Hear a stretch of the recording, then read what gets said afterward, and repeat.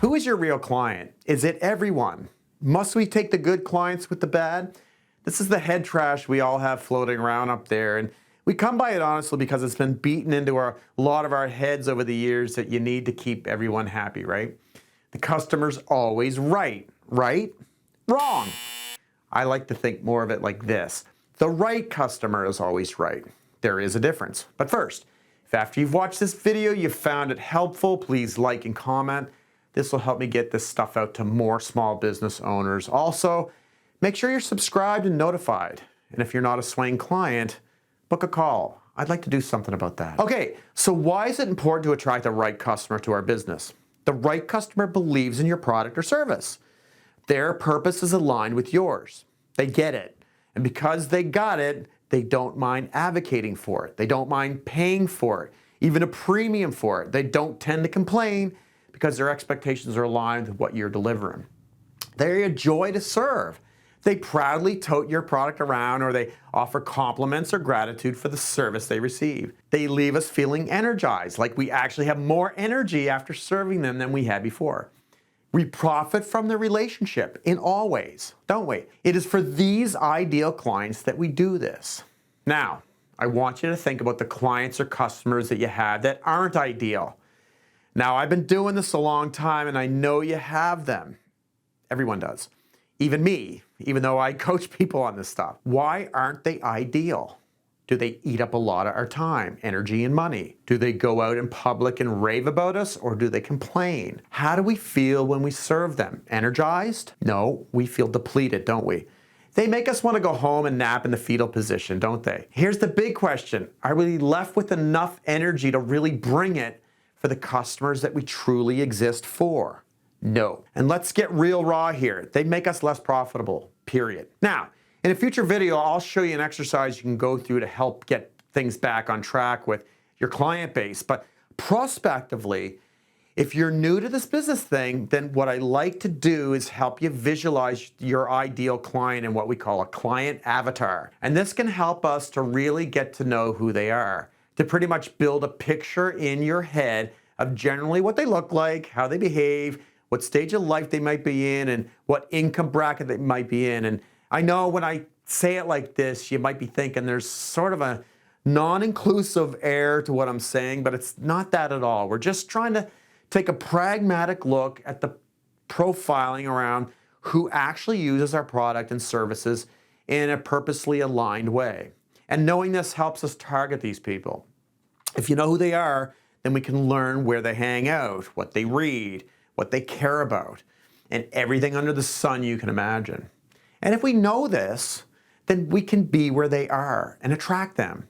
Remember, they are why we do this, so this is important. Now I'm going to build a client avatar for you using an example of a real-life company called Magic Spoon. Now, this is a cereal that's pretty much the only cereal on the market made of quality whey protein that offers a full serving of protein. It's delicious.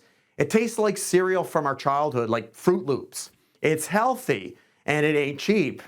Okay, so now I'm going to really think hard about who might be ideal for this product. And you might want to get a little more formal with your market research, but for now, let's just use common sense. So who cares about protein?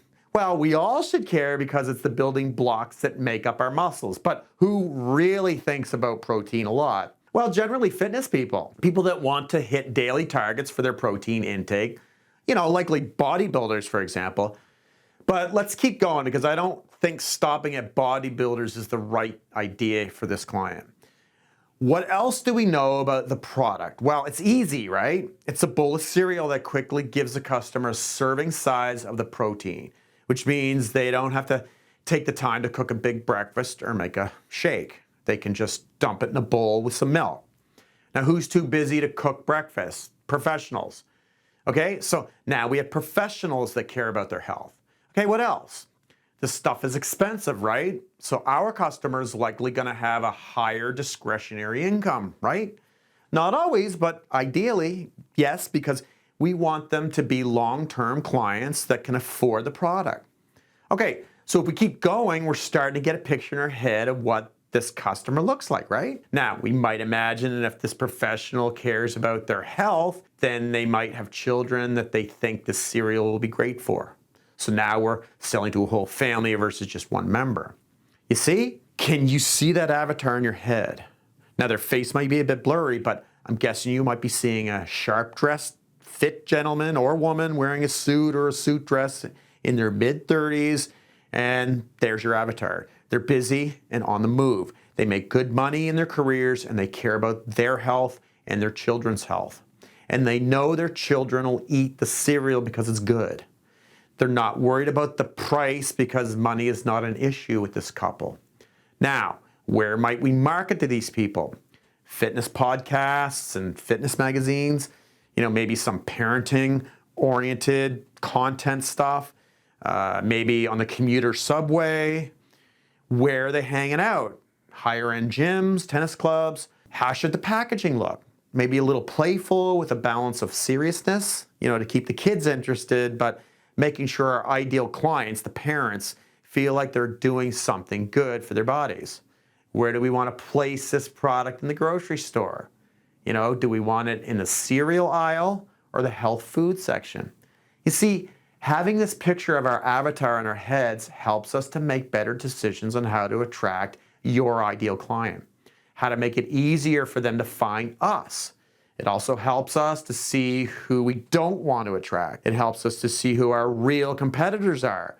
And right now, it's not really typical cereal brands, is it? So you can see I could go on forever really honing in on who we're going to market to or distribute to or create loyalty for.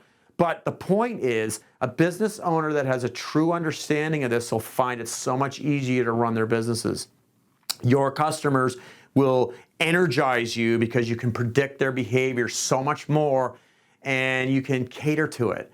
And that makes their lives better, and they will tell you that, and they'll tell 13.2 of their friends that. Now, if you're suddenly in the mood to go stream James Cameron's Avatar, I totally understand. Enjoy the movie. But why not keep a notepad handy as you think about your own avatar?